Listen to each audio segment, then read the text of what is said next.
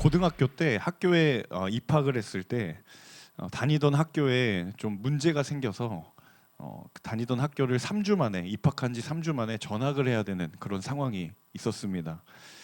그 당시에 이제 학교를 이제 배정을 받아서 학교를 갔기 때문에 당연히 이제 3주 만에 학교를 나오게 되면 다시 배정을 받게 되는 그런 일을 겪었어야 했는데요. 다시 배정을 받았는데 가야 될 학교가 저희 집으로부터 대중교통으로 한 30분 정도 떨어진 곳에 있었습니다. 그래서 저는 이제 늘 학교는 집 근처여서 걸어간다라는 그런 생각을 하고 있었는데, 제가 처음으로 교통수단을 이용해서 학교를 가는 경우도 있구나라는 생각을 처음 해보게 되었습니다. 그래서 전학을 가게 되던 당시에는 그 동네에 대한 정보도 전혀 없었고 그 동네가 어떤 분위기인지도 전혀 알지 못했는데, 나중에 한참 지나고 알고 보니까 그 동네가 어떤 동네였냐면 바로 뉴스에도 자주 언급이 되는 이 대한민국의 입시 1번지 강남 8학군에 있는 학교였더라고요. 제가 8학군에서 학교 다녔다 그러면 저를 오해하시더라고요. 이렇게 집이 잘 사시나 보다. 뭐 이렇게 좋은 학교 나와서 좋겠다 이렇게 얘기들을 하시는데, 전혀 저희 집의 어떤 경제적인 형편과 상관없이 배정을 받아서 갔다라고들 늘 말씀을 드리는데요. 저를 제외하고 제가 학교 다닐 때 그 당시에 돌이켜 생각해 보면 저와 함께 학교를 다니던 친구들은 굉장히 대단한 친구들이 많았구나라는 생각을 이제 와서 좀 해보게 됩니다. 저는 사실 공부에 큰 관심이 없고 오직 점심시간에 운동장에서 축구를 하는 것에 온전히 관심이 있었는데, 그 당시에 제가 바깥에서 운동을 함에도 불구하고 쉬는 시간에 공부를 하는 친구들이 있었어요. 저는 쉬는 시간에 공부를 한다는 개념 자체가 없었던 사람인데, 정말 쉬는 시간에 공부를 하고 있는 친구들을 보면서 되게 놀라웠고요. 그리고 고등학교 1학년 때 이미 자신의 인생의 목표를 일찌감치 정하고 그 목표를 향하여서 매진하고 있는 친구들을 보고 정말 제 눈에는 되게 이상했습니다. 되게 기억에 남는 아직도 친구 중에 한 명이 누구냐면, 그 고등학교 2학년 때 같은 반이었던 친구가 그 의대에서 실습용 해고를 늘 껴안고 자는 친구가 있었습니다. 그 의대를 가고 싶었던 거죠. 저런다고 의대를 가면 다 껴안고 자겠구나 라고 생각할 정도로 그런 어떤 인생에 분명한 목적이 있는 친구들도 있었고, 정말 그 친구가 공부 열심히 했거든요. 그랬던 친구들이 기억이 납니다. 그때는 몰랐지만 정말 대단한 친구들이었구나 라는 생각을 해보게 됩니다. 그 중에서도 이제 또 기억에 남는, 인상에 남는 한 가지 장면이 있었는데요. 학교에서 공부를 좀 한다고 하는 친구들이 하나같이 가지고 있었던 그 하나의 물건이 있었는데, 그 물것이 무엇이었냐면 오답노트라고 하는 것이었어요. 학교 다닐 때 오답노트 써보신 분 계신가요? 네, 훌륭하신 분들이시군요. 네. 저는 그때 오답노트를 처음 봤습니다. 손으로 쓴 글씨에 뭔가 컬러풀하게 적혀져 있는 그 오답노트의 존재에 대해서 저는 그때 처음 알았습니다. 그리고 그게 굉장히 학습에 있어서 중요한 도구다라는 것도 그때 처음 알게 되었죠.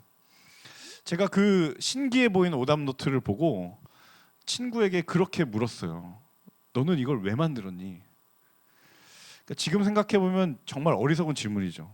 공부를 잘하려고 만든 건데 옆에 있던 친구가 이거 왜 만들었냐고 물어보면 되게 어이가 없는 사실 질문이었는데, 그때 제 친구가 저를 정죄하지 않고 바보같이 여기지 않고 오히려 긍휼히 여기면서 친절하게 대답해 주었던 대답이 기억에 남습니다. 틀리지 않는 것도 중요하지만 틀렸던 걸 다시 틀리지 않는 것도 너무 중요하기 때문에 난 이걸 만들었다라고 이야기를 하는 거예요. 그 당시에는 별 의미 없이 흘려들었는데 굉장히 중요한 의미가 있구나라는 생각을 해보게 됩니다. 평소에 문제를 틀리지 않는 게 중요하겠죠. 그런데 진짜 중요한 시험에서 틀리지 말아야 될 상황에서 틀리지 않기 위해 그걸 미리 준비한다라는 거예요. 저는 여기서 영적인 원리를 발견하게 되었어요. 영적인 원리가 이것과 크게 다르지 않구나. 그리스도인에게 중요한 것은 죄를 짓지 않는 것, 또 말씀을 따라 사는 것, 그런 것들이 중요하죠. 그런데 살아다 보면 그게 생각처럼 쉽지 않다라는 것을 우리가 잘 경험하게 됩니다. 내가 그렇게 열심히 결단을 하고 다짐을 했는데 또 넘어지게 되는 나를 발견하게 되잖아요. 생각처럼 그것이 쉬운 일이 아니다라는 것을 우리가 경험하게 됩니다. 그런데 중요한 사실은 하나님이 그런 우리의 모습을 참 잘 알고 계신다라는 거죠. 하나님도 우리가 죄를 짓지 않는 것이 중요하다라고 아시지만 때로 우리가 그것을 지키지 못했을 때 하나님은 그럼에도 불구하고 그런 우리를 위하여서 또 한 번의 기회와 또 한 번의 회복의 길을 열어주시는 분이다라는 거죠. 이건 제 개인의 묵상이 아니라 성경에서 말하고 있는 중요한 증거다라는 거예요. 그것이 어디 있냐면 바로 우리가 지금까지 묵상했던 창세기 본문에서 그것을 하나님이 보여주고 계시죠. 아담과 하와가 범죄했을 때 비록 그들이 동산을 쫓겨났지만 쫓겨나는 그들에게 하나님이 뭘 지어 입혀주셨어요? 너무 오랜 얘기인가요? 가죽옷을 지어 입혀주셨죠. 자, 바로 직전에 지난주의 본문이었던 아벨을 죽인 가인도 물론 가인이 정말 돌이킬 수 없는 죄를 저질렀지만 하나님이 그를 완전히 내치지 않으셨던 것은 하나님이 그를 향하여 뭐라고 이야기했냐면 그를 죽이려는 사람을 내가 막아주겠다라고 이야기를 하셨다라는 거예요. 그러니까 어쩌면 성경에 나타나 있는 수많은 사건들의 이야기들이 비록 인간이 실수를 하고 죄를 저지르긴 하지만 그럼에도 불구하고 그들을 바로잡으시고 돌이키시려고 하는 저는 하나님의 오답 노트가 이 성경 안에 있지 않나라는 생각을 해보게 됩니다. 오늘 본문이 그런 맥락에서 하나님의 오답 노트를 참 잘 활용했던 한 사람과 그렇지 못했던 상반된 두 사람이 등장합니다. 특별히 이제 오늘 이야기는 이제 4장 16절부터 5장 전체를 아우르는 내용인데 우리가 시간 관계상 다 읽을 수는 없죠. 하지만 전반적인 내용을 좀 아울러서 살펴보려고 합니다. 자, 16절의 말씀 같이 다시 한번 읽어보겠습니다. 16절 함께 읽습니다. 그 후 가인은 여호와 앞을 떠나 에덴의 동쪽 놋 땅에서 살게 됐습니다. 자, 16절의 시작이 그 후라고 되어 있어요. 어떤 일이 일어난 이후죠. 16절 바로 앞에 일어났던 그 사건을 가리키는 말이에요. 어떤 사건이죠? 가인이 자기 아우 아벨을 죽인 그 사건. 그 사건이 일어난 그 후에 벌어진 이야기가 바로 오늘 16절의 시작입니다. 자, 그러니까 형이 아우를 죽이는 비극적인 사건이 일어난 그 후에 처음으로 가인이 취했던 행동과 반응이 무엇인지를 16절에서 보여주고 있는 거예요. 한마디로 말하면 죄를 짓고 난 이후에 범죄하고 난 이후에 죄를 지은 사람의 첫 번째 반응과 행동이 16절에 나와 있는 거죠. 16절에 보니까 가인의 두 가지 모습이 보입니다. 첫 번째는요, 가인이 여호와 앞을 떠났다라고 성경이 말하고 있어요. 지역을 이동하는 어떤 물리적인 이동뿐만 아니라 영적인 이동을 말하고 있는 거죠. 자, 지난주일 본문에 가인이 아벨을 죽였습니다. 사실 그 사건 자체를 놓고 보면 그 사건 자체가 바로 가인이 하나님 곁을 떠난 사건이죠. 이미 한 번 그 곁을 떠난 사건이 있었어요. 그런데 그 일을 이미 저질렀음에도 불구하고 성경은 또다시 가인이 어떻게 했다고요? 여호와 앞을 떠났다라고 이야기합니다. 자, 어떠한 경우에도 하나님 떠나지 않는 것이 무엇보다 중요하죠. 하지만 우리의 삶을 되돌아보면 우리도 때로 하나님을 잠시 떠날 때 있잖아요. 자, 그럼에도 불구하고 우리가 다시 하나님 앞에 나아올 수 있는 소망의 이유가 무엇입니까?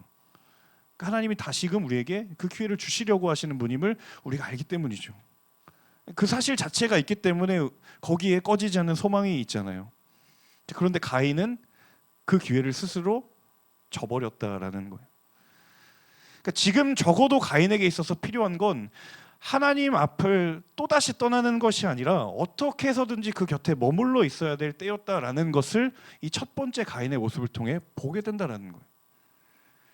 자, 그런가 하면 또 다른 하나의 모습은, 자, 가인이 여호와 앞을 떠나 그 뒤에 뭐라고 되어 있냐면 에덴의 동쪽 놋 땅에서 살게 되었다라고 말하고 있습니다. 자, 여기가 어디냐?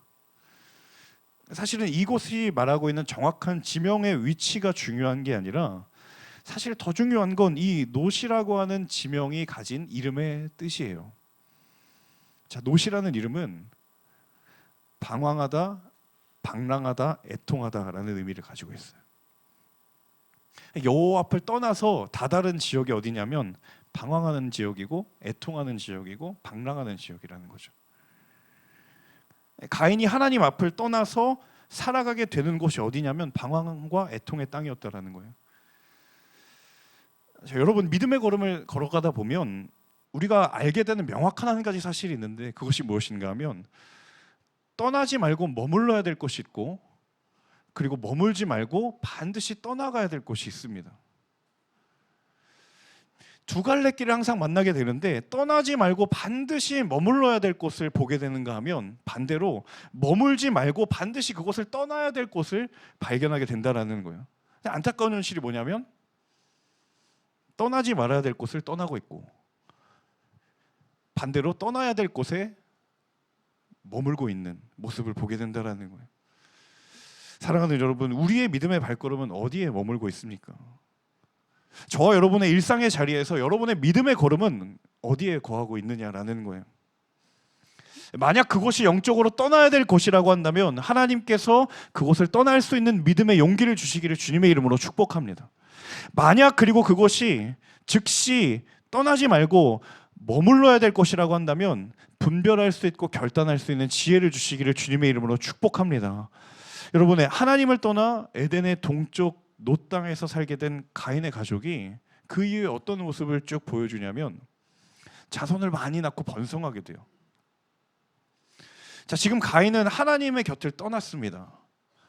영적인 분리가 일어났어요. 그런데 정작 그 삶에는 어떤 일들이 일어나냐면 축복의 상징과도 같은 영적인 뭔가 번영과 같아 보이는 자녀의 번성이 일어나는 거죠. 그러니까 이런 일들 사실 많잖아요. 하나님 떠났는데 잘 되는 것처럼 보이고, 반대로 하나님께 꼭 붙어 있는데 안 되는 것처럼 보이는 이런 일들은 오늘날에도 있잖아요. 자, 그런데 가인의 가문도 그랬다라는 거예요. 이 가문을 보고 있으면 분명히 하나님을 떠난 인생임에도 불구하고 별 문제도 없는 것처럼 보이고 심지어 잘 되는 것처럼 보였어요.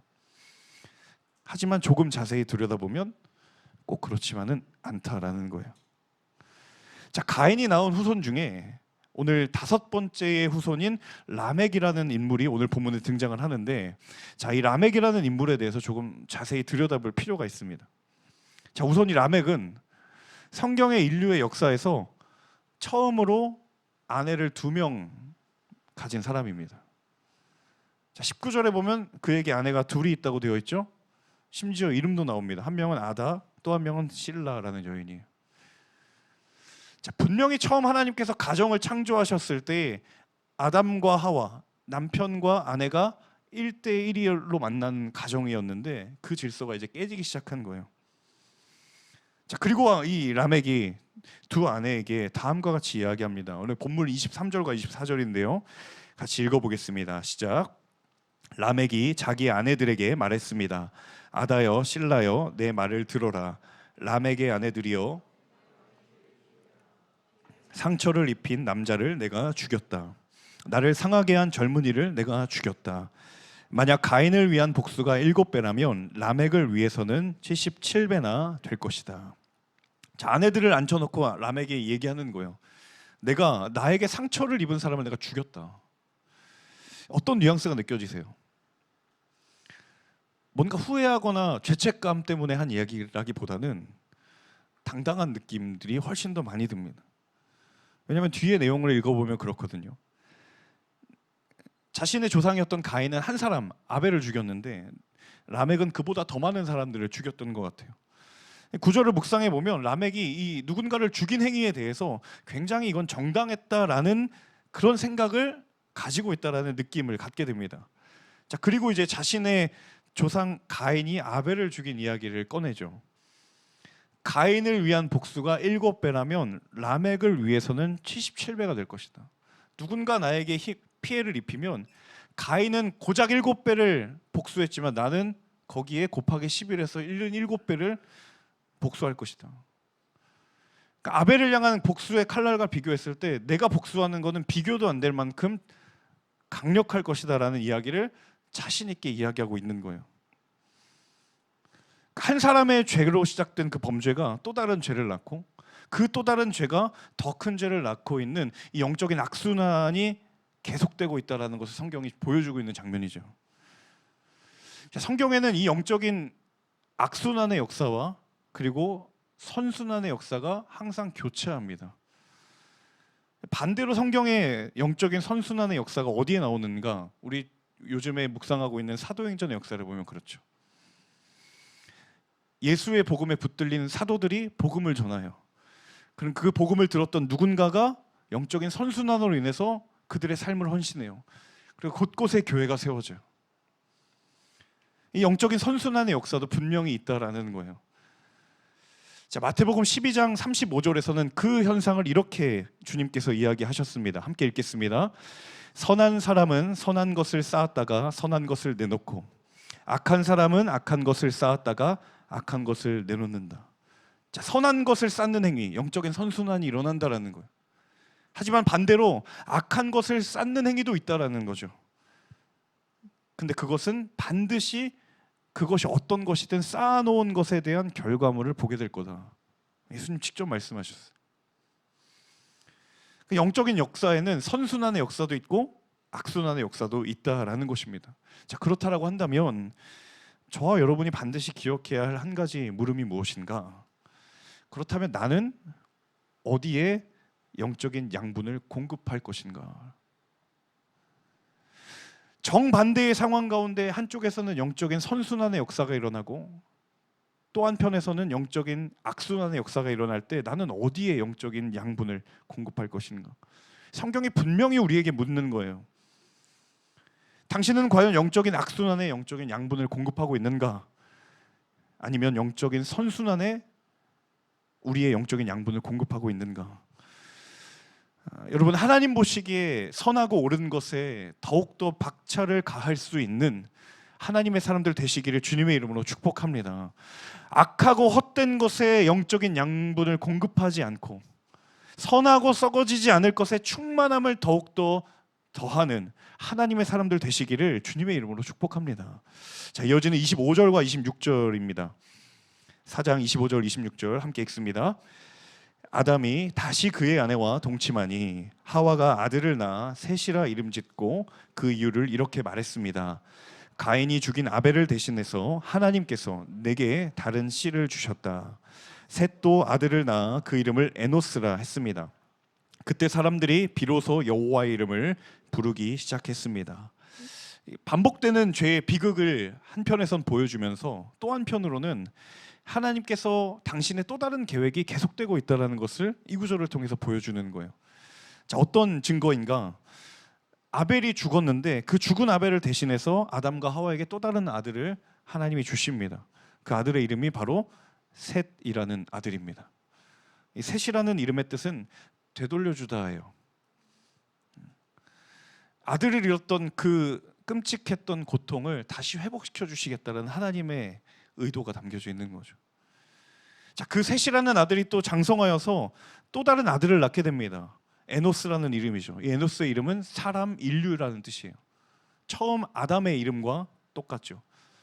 그러니까 믿음의 계보가 아벨에서 끊어질 것처럼 사람들은 생각했지만 계속해서 이어지고 있다는 것을 성경에 보여주고 있는 거예요.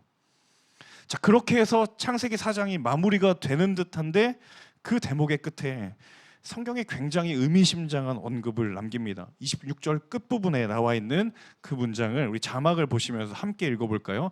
시작. 그때 사람들이 비로소 여호와의 이름을 부르기 시작했습니다.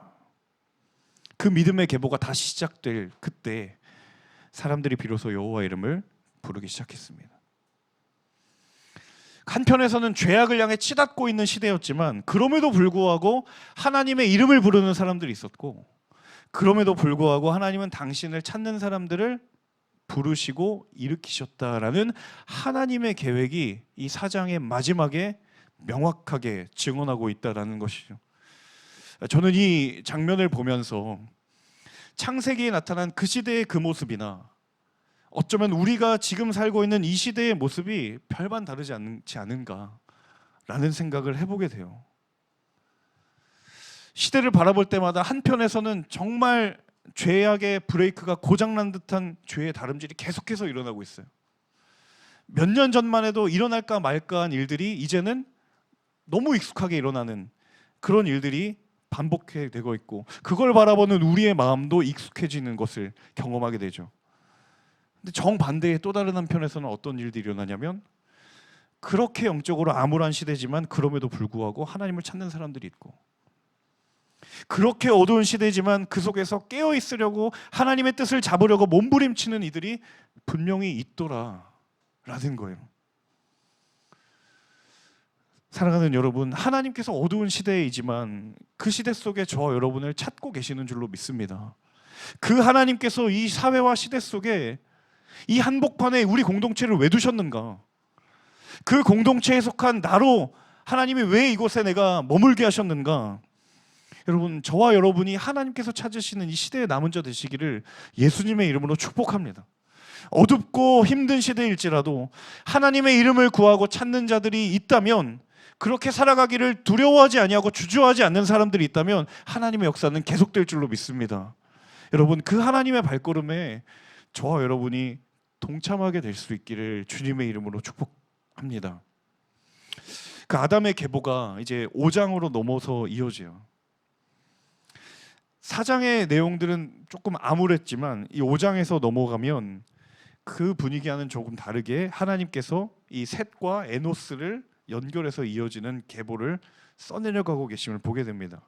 자, 그 계보 중에 여러분이 조금 익숙한 인물이 두 사람이 등장을 하는데요. 오늘 본문에 에녹이라는 사람과 무드셀라라는 사람이 등장합니다. 다른 사람 몰라도 두 사람은 한 번쯤 다 들어보셨을 거라고 생각합니다. 자, 에녹은 성경에 죽음을 보지 않고 하나님께 들려 올라간 몇 안 되는 사람 중에 한 명이죠. 자, 무드셀라는 성경에서 가장 오랜 삶을 살았던 최장수의 사람으로 알려져 있습니다. 자, 그 에녹과 무드셀라에 대한 이야기가 오늘 본문에 있는데요. 21절에서 24절의 말씀을 같이 읽어보겠습니다. 함께 읽습니다. 에녹은 65세에 무드셀라를 낳았습니다. 무드셀라를 낳은 후 300년 동안 하나님과 동행하며 다른 자녀들을 낳았습니다. 에녹은 모두 365년을 살았습니다.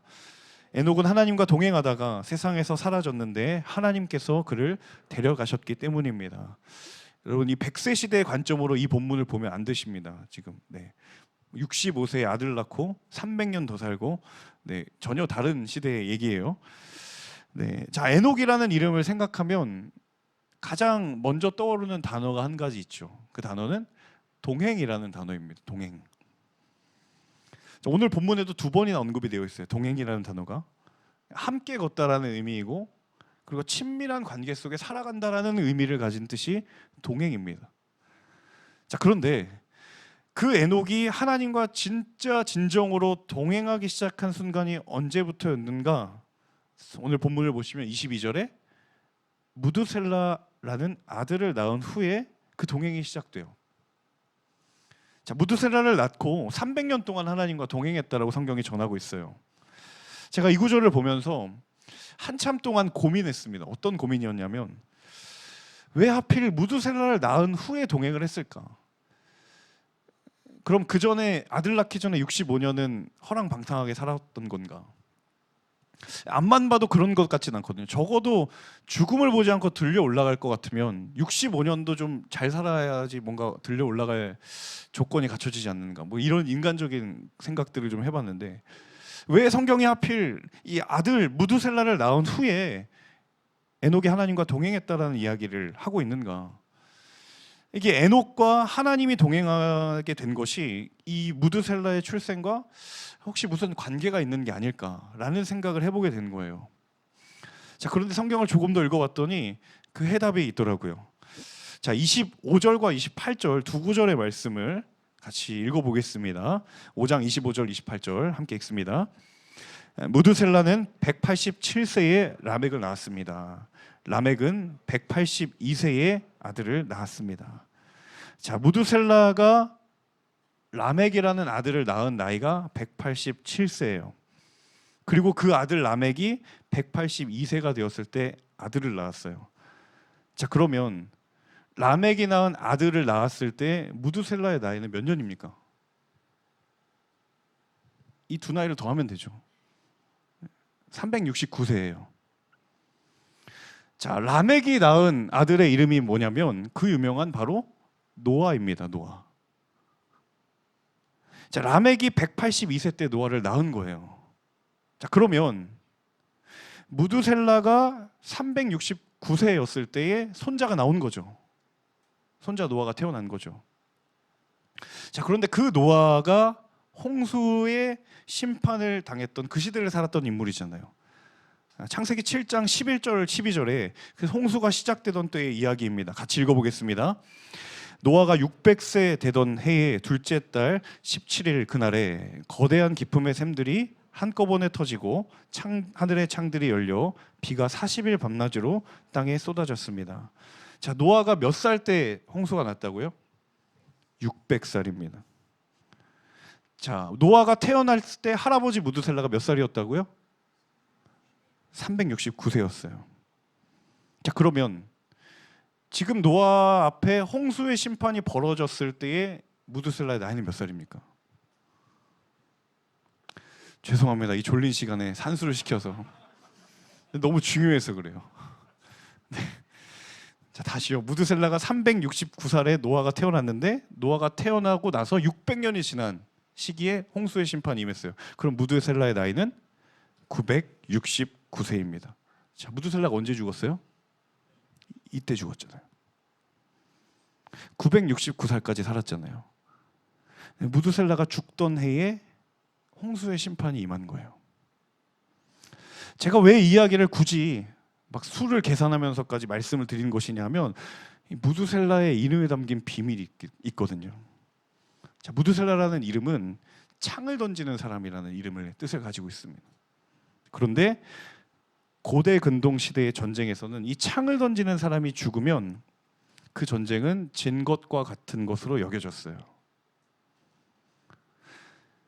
근데 그 시대에 전쟁에 졌다라는 건 우리를 보호하던 신이 지고 저쪽 적에 있는 신이 우리를 심판했다라고 여겨졌거든요. 자, 무슨 이야기인가 하면 창을 던지는 사람이라고 하는 이름을 가진 무두셀라가 죽던 해에 하필 홍수의 심판이 임했어요. 자, 그러면 이 무두셀라의 아버지였던 에녹이 무두셀라를 낳고 하나님과 동행했다라는 것은 지금 이 아들을 바라보며 에녹은 하나님을 기억하고 있지 않았다라는 거죠. 홍수가 심판이 임했을 때 에녹은 알았던 거예요. 이 아들의 존재가 하나님을 끊임없이 알게 하는 통로가 되었고 사인이 되었던 거예요. 그래서 아들을 낳았을 때부터 굳이 성경이 에녹이 하나님과 동행하기 시작했다라는 말을 여기서 하고 있는 거예요. 여러분, 정직하게 한번 생각해 봅시다. 우리의 삶의 주변에 정말 하나님의 살아계심을 확인할 수 없기 때문에, 확인할 수 있는 방법을 모르기 때문에 우리가 문제에 봉착합니까? 하나님을 알만한 것, 하나님을 기억할 만한 것이 없기 때문에 세상이 이렇게 돌아가고 있고 문제가 되고 있습니까? 하나님을 기억할 수 있는 통로가 곳곳에 존재하고 하나님을 알 수 있는 사인이 끊임없이 우리의 삶을 계속해서 스쳐 지나가고 있고, 심지어는 내 곁에 둔 믿음의 관계에 있는 동역자를 통해서도 하나님은 끊임없이 이야기를 하시는데 그것을 집중하지 못하고 내가 그것을 듣지 못하고 보지 못하는 것이 문제가 아닐까? 이미 우리에게 수없이 많이 보여주신 하나님을 알 수 있는 길, 이미 우리에게 보여주신 하나님을 기억할 수 있는 길, 그럼에도 불구하고 우리 안에 있는 닫혀진 영적인 눈과 귀가 그것을 가로막고 있는 것은 아닌가?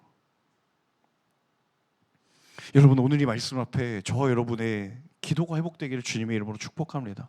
하나님, 내 믿음의 눈을 열어 주를 보게 하여 주옵소서. 하나님, 닫혀져 있는 믿음의 눈을 들어 다시 한번 하나님을 기억하는 삶을 살게 하여 주옵소서. 300년 동안 아들을 바라보면서도 하나님을 기억하고 있지 않았던 에녹이라면 정말 들려 올라갈 만한 자격이 있지 않나요? 300년 동안 얼마나 많은 우여곡절 인생의 에피소드가 있었겠습니까? 말이 300년이죠. 그때마다 하나님을 기억했고 저 아들을 통해 말씀하시는 하나님을 놓치지 않으려고 애를 썼고 몸부림쳤었던 그 에녹이었기 때문에 하나님은 그 에녹을 성경에 별다른 설명도 없는데 그냥 하늘에 들고 올라가셨어요. 여러분, 우리 안에 얼마나 많은 하나님을 알 수 있는 통로와 기회와 조금만 우리가 시간을 들이면 하나님을 경험할 수 있는 예배의 자리가 얼마나 많이 있습니까? 그것이 정녕 부족하기 때문에 우리가 어렵습니까? 정말 그것이 모자라기 때문에 우리가 어렵습니까? 이미 넘치도록 충만함에도 불구하고 내 삶에 내 곁에 있는 이 무두셀라와 같은 그 아들을 바라보지 못하는 내 영적인 닫힌 눈과 귀 때문에 하나님께 더 나아갈 수 없는 그 장애물을 내가 스스로 만들어버린 것은 아닌지. 여러분, 오늘 이 4장과 5장에는 명확하게 대조되는 두 족보가 있습니다. 하나는 가인의 계보이고 하나는 셋의 계보입니다. 이 가인의 계보를 쭉 읽어보시면 문명적으로는 너무도 잘 됐어요. 그런데 하나님과 무관한 시대의 흔적을 계속 남겼던 거죠. 그런데 또 다른 하나의 계보에는 하나님의 이름을 부르는 사람들, 하나님을 기억하는 사람들이 있었어요. 그리고 그 계보는 마태복음 1장에 넘어가면 예수 그리스도의 계보로 명확하게 이어집니다. 여러분, 어떠한 길 위에 서시겠습니까? 매력적이고 근사해 보이지만 하나님을 기억하지 않는 노선을 선택할 것인가? 아니면 하나님을 충실히 기억하고 하나님을 잊지 않은 주와 동행하는 길을 선택할 것인가? 여러분, 오늘 이 말씀 앞에 저와 여러분에게 주시는 이 하나님의 영적인 오답노트 앞에 답을 알려주시는 하나님의 음성에 귀를 기울이실 수 있는 저와 여러분 되시기를 주님의 이름으로 축복합니다. 이제는 모르기 때문에 문제가 아니라 수없이 많이 들어봤고 알았지만 그 알미 내 마음의 중심을 미동도 못하는 그 나의 굳어진 마음을 하나님 긍휼히 여기시고 주님, 다시 한번 우리의 상한 심령으로 주 앞에 나아가기로 내가 결정하고 결단합니다. 그 믿음의 회복이 일어나는 저 여러분 되시기를 주님의 이름으로 축원합니다. 우리 이 시간 함께 찬양하고 기도했으면 좋겠습니다. 하나님, 주님께 정말 순전한 마음으로 가까이 다시 나아가겠습니다. 나를 이끄시고 또 나를 채우시는 그 주의 충만함을 힘입어 주님, 다시 한번 주와 동행하는 삶을 살기를 원합니다. 우리 함께 찬양의 고백에 우리의 믿음의 고백을 드리며 찬양하며 나아갑시다. 주께 가까이 날 이끄소서. 간절히 주님만을 원합니다. 채워주소서. 주의 사랑을 진정한 찬양 드릴 수 있도록 주께 가까이 날 이끄소서. 주께 가까이 날 이끄소서. 간절히 주님만을 원합니다.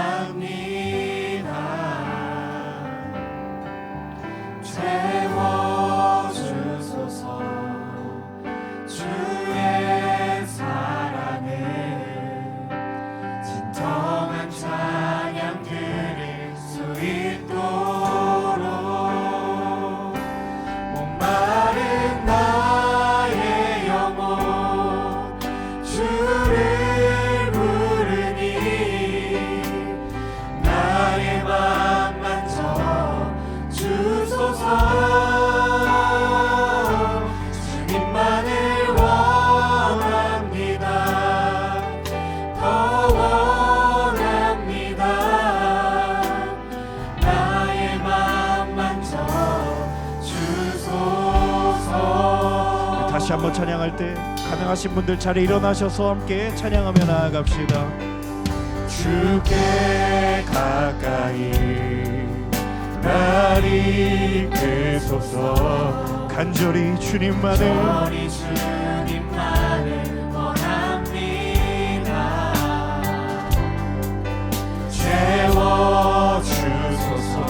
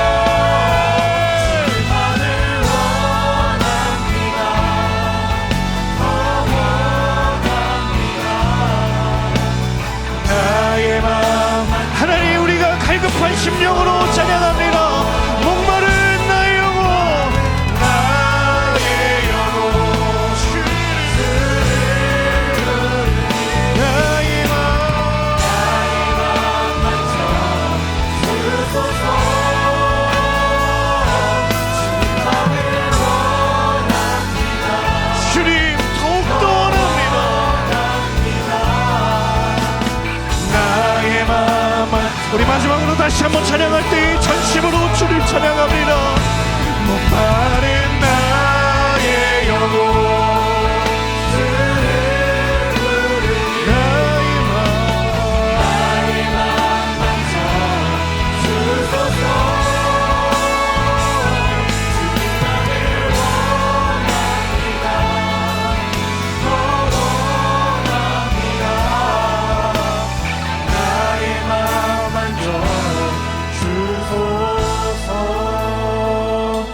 목마른 나의 영혼 주를 부르니 나의 마음 만져 주소서 주만을 원합니다 더 원합니다 나의 마음 만져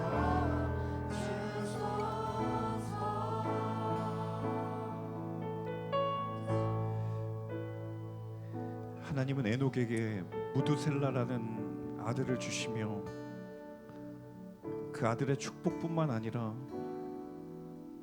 에녹으로 하여금 하나님과 동행할 것을 요청하셨고 부르셨습니다. 그리고 에녹은 그 부르심에 전심으로 응답하는 삶을 살았습니다. 하나님, 오늘 이 말씀을 바라보며 정말 우리의 삶이 에녹과 같은 주와 동행하는 삶이 되기를 간절히 소망합니다. 하나님, 우리의 삶에 하나님을 알지 못하는 것들이 너무나도 많고 하나님을 바라보지 못하게 만드는 것들이 너무나도 많이 있지만 하나님, 그럼에도 불구하고 우리로 하나님을 기억하게 하시고 하나님을 붙들게 하시는 가장 큰 은혜와 가장 큰 성령의 능력을 우리 가운데 허락하여 주셨으니 주여, 우리가 주와 동행하는 삶을 포기치 아니하는 하나님의 사람 되게 하여 주시옵소서.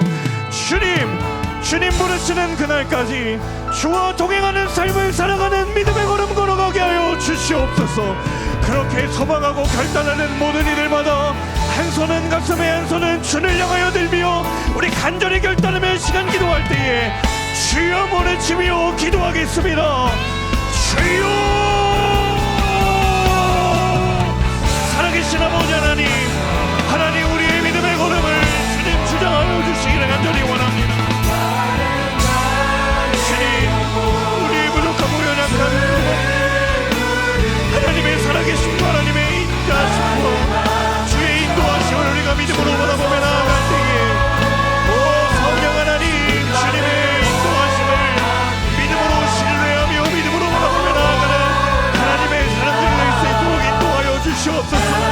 주님, 우리의 믿음의 연약함들을 하시는 주, 때로는 우리의 믿음의 연약함과 무너짐을 하시는 주, 무너진 자리에서도 아버지 하나님 다시 우리를 이루시기를 원하시는 아버지 하나님, 아벨이 죽은 자리에서도 그 절망의 자리에서도 다시 하나님의 계보를 이어가시는 하나님의 능력의 역사를 신뢰하며 믿음으로 바라보기를 원합니다.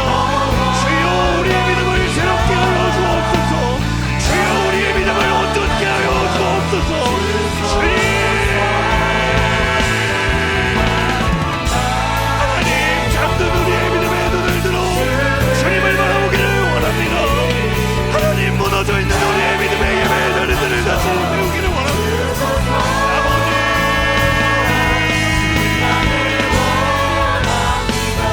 하나님, 무너진 예배의 자리가 다시 못되게 하여 주시옵소서.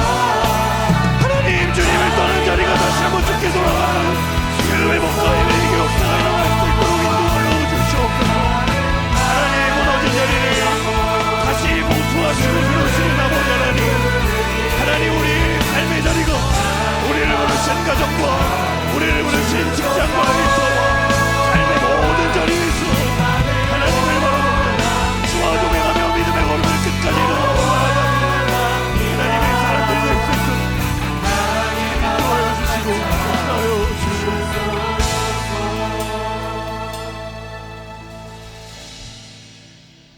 사랑하는 여러분, 가인에게 하나님이 기회를 주시지 않은 것이 아니었습니다. 오늘 본문에서도 보는 것처럼 심지어 가인이 아울을 죽인 이후에도 하나님은 그에게 피할 길을 내주시려고 다가가셨습니다. 그런데 그 가인의 반응은 또다시 여호와의 곁을 떠나는 것이었고, 그리고 결국 그가 다다랐던 곳은 방황과 방랑과 애통의 땅이었습니다. 하나님, 그 가인의 모습을 보며 어떻게 저럴 수가 있는가가 아니라 그 모습이 나의 모습일 수 있음을 다시 한번 우리의 믿음의 눈을 들어 깨어있기를 원합니다. 하나님, 이 시간 기도할 때 하나님 우리에게 분별의 지혜를 주옵소서. 성령의 능력으로 분별의 지혜를 주옵소서. 떠나야 할 곳에 머물러 있는 자들은 떠날 수 있는 용기가 있게 하여 주시옵소서. 떠나지 말아야 될 곳을 떠나 있는 자들에게는 다시 그 자리로 돌아가는 믿음의 용기를 더하여 주시옵소서. 우리의 삶을 주께 올려드리며 이 시간 다시 한번 결단하며 기도할 때에 우리 주를 향하여 오른손을 들고 주여 세 번 외치며 기도하겠습니다. 주여, 주여, 주여. 살아계신 아버지 하나님, 잠든 우리의 영혼을 깨우시는 아버지 하나님 앞에 다시 한번 우리의 영혼을 구하여 주시고, 하나님 우리의 믿음의 어두운 눈을 열어주시고 분별의 지혜를 열어주시고, 주여 우리의 삶을 통하여서 역사하시는 아버지 하나님의 찬양을 나아갑니다. 하나님, 잠들어 있는 내 영혼아 깨어 주의 일들을 바라볼지어다. 내 영혼아 믿음의 눈을 들어 하나님을 신뢰할지어다. 어떠한 상황 가운데서도 하나님의 낙심치 아니하고 하나님의 원망치 아니하고 주 앞에 그 믿음의 걸음을 온전히 걸어 나아갈 수 있는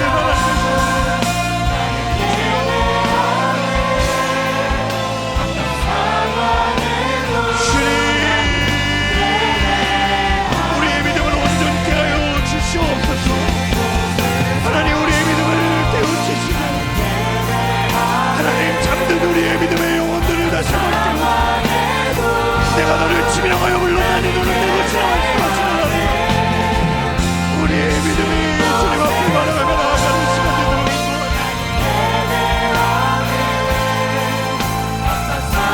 사랑하는 주님, 우리를 깨닫게 하여 주옵소서.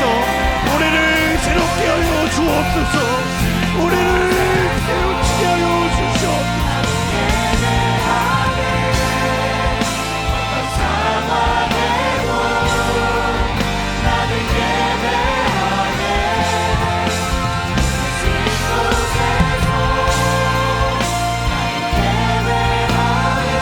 주님, 하나님 우리의 믿음의 약함을 잘하시는 하나님, 우리의 믿음의 약함을 잘하시는 주님, 주의 성령의 기름 부으심으로 하나님 우리의 믿음의 눈을 열어 주시옵소서.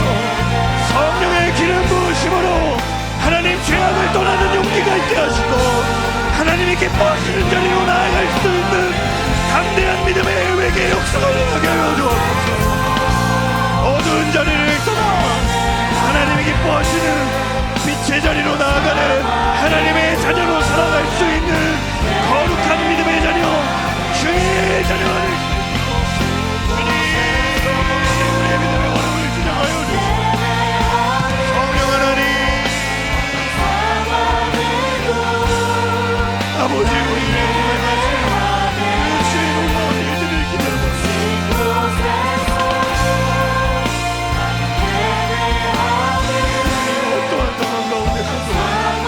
주님을 신뢰합니다.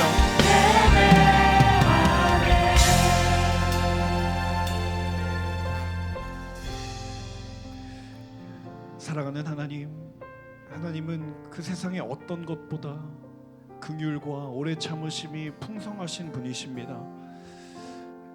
우리가 수없이 많은 하나님을 떠난 자리에 있을지라도 다시 돌아오라 말씀하시고 아직 늦지 않았다고 말씀하시고 나와 함께 동행하자고 말씀하시는 그 하나님의 부르심 앞에 하나님, 더는 그 목소리와 그 부르심을 외면하지 않는 하나님의 자녀들 되게 하여 주옵소서.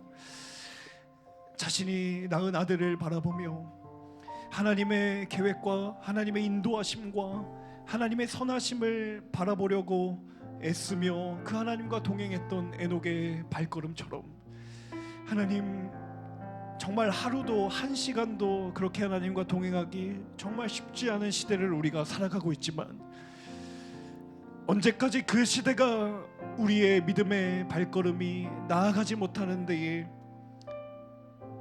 합리적인 이유가 될 수 있겠습니까? 하나님, 더 이상 그것에 기대어 있는 것이 아니라 말씀에 의지하여 담대한 믿음의 걸음을 내딛는 하나님의 사람들 되게 하여 주옵소서. 하나님, 떠나야 할 곳에 머물러 있는 이들이 있습니까? 하나님, 떠날 수 있는 믿음의 용기를 더하여 주옵소서. 머물러야 할 곳에 떠나 있는 이들이 있습니까? 하나님, 그곳을 다시 바라볼 수 있는 믿음의 눈을 열어 주시옵소서.